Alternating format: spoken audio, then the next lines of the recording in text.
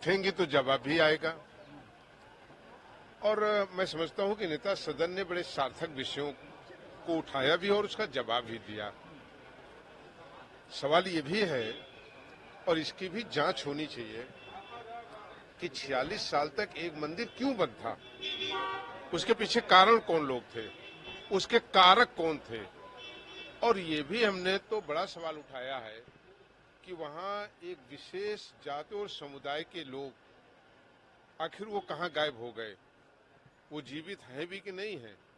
इसकी भी जांच होनी चाहिए और जांच करके पता किया जाए कि वो किन कारणों से वहां पलायन किए हैं। सीएम ने बाबरनामा का भी जिक्र किया, उन्होंने कहा कि बाबरनामा जरूर पढ़ा जाना चाहिए, उसमें तमाम उन्होंने बाबरनामा को लेकर के बात की। भारत तमाम ऐसे इतिहास और अभिलेखों से भरा हुआ देश है। एक पक्ष को केवल पढ़ने से देश के बारे में नहीं जाना जाता, इसलिए नेता सदन ने कहा कि दूसरे पक्ष को ही पढ़ना चाहिए।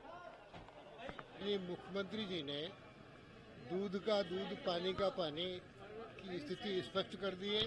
संभल के मामले में भड़काने का काम करती थी, आज सच उजागर हो गया है।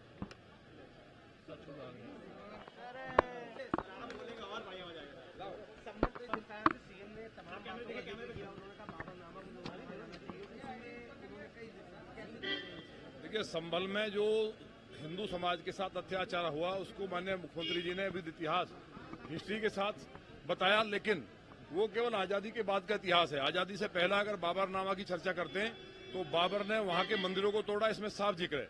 वहां संभल सिंह गुर्जर राजा थे जिनके नाम पे संभल पड़ा। उसके बाद पृथ्वीराज चौहान वहां राजा हुए और वहां तमाम जो मस्जिद है इसका प्रमाण है कि इसे तोड़ा गया बाबरनामा में। तो सारी चीजें माननीय मुख्यमंत्री ने बताई है कि वहां कितने कत्लेआम हुए, कितनी बेटियों के बलात्कार हुए। और अब भी जो मंदिर मिला है वहां हिंदुओं को मार करके भगा दिया गया, उनकी जमीनों पर कब्जा किया गया है। अब जरूरत है कि उनकी जमीनें वापिस हों और जिन्होंने भगाया है उन पर मुकदमा चले।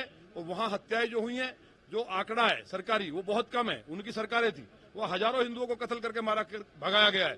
तो उनको अब जरूरत है कि उनको इंसाफ मिले और माननीय मुख्यमंत्री जी ने उस तरफ एक इशारा कर दिया है। और मुझे उम्मीद है कि पूर्ण रूप से इंसाफ उनको मिलेगा और वो चीजें जो वहां नरक हुआ है वो समाप्त होगा। और इसी तरह से दूसरी जगह एक और बड़ी बात की मुख्यमंत्री जी ने कि मुस्लिम मोहल्लों से जो है जुलूस नहीं निकल सकता, लेकिन मुस्लिम जब अपना जुलूस निकालते हैं तो हिंदू नहीं, बात सही है। वो एक तानाशाही के दिमाग में जो खराबी है उसको देखिए। जब समान नागरिक संहिता की बात होती है तो हर व्यक्ति का अधिकार है।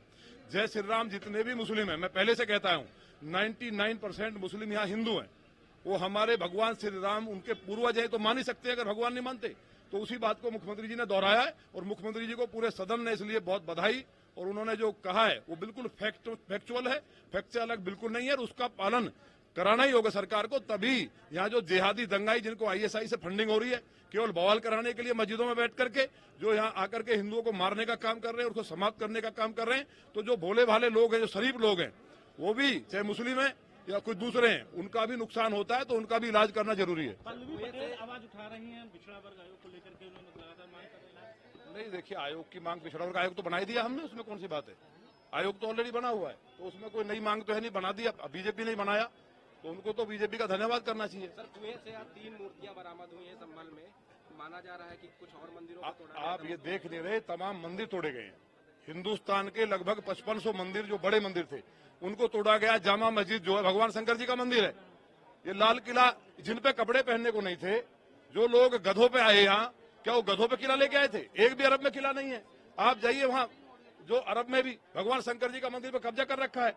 मक्केश्वर महादेव है वहाँ, सारी दुनिया मानती है और ये भी सब लोग मान लेंगे, सब राम के ही वंशज हैं। और निश्चित तौर पे जिस तरह से सनातन का झंडा दुनिया में लहरा रहा है, उस तरह माने मोदी जी, माने योगी जी, माने अमित शाह जी और सारे हमारे लीडर जो हैं उस बात को, जो हमारी संस्कृति का नाश हुआ, उसको पुनरुत्थान करेंगे।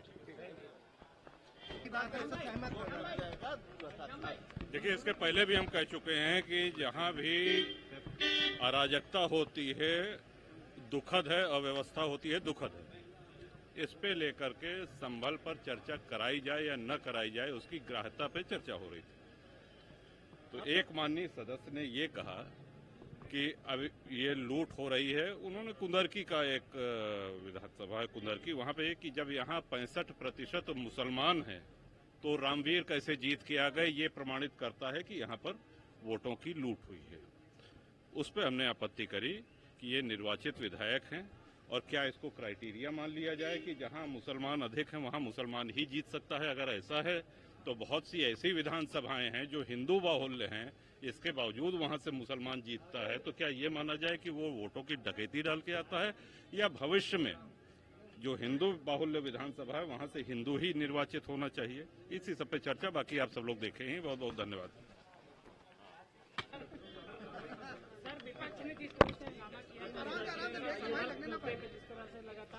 नहीं, देखिए, संभल के मुद्दे पे माननीय मुख्यमंत्री जी ने सभी बातों को सदन में रखा है जनता के बीच, और जो भी सच्चाइयां थी वो माननीय मुख्यमंत्री जी ने सदन के माध्यम से उत्तर प्रदेश की जनता को भी अवगत करा दिया है कि किस तरीके से वहां पे दहशतगर्दों ने वहां पे माहौल को खराब किया है, पत्थरबाजी करी है, गोलियां चलाई है। उसकी जुडिशियल इंक्वायरी भी सेटअप हो गई है, माननीय मुख्यमंत्री जी ने कर दी है।